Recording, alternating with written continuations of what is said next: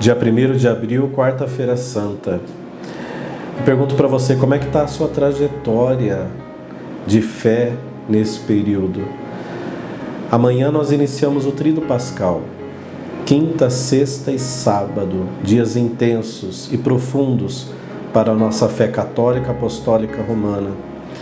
Nesse dia, meu irmão, minha irmã, tente pensar e rezar, pedindo a graça de Deus para verdadeiramente não só participar desses momentos santos, mas que você possa viver, que você possa sentir e que cada celebração do Tríduo Santo te faça desejar ardentemente seguir mais de perto nosso Senhor Jesus Cristo.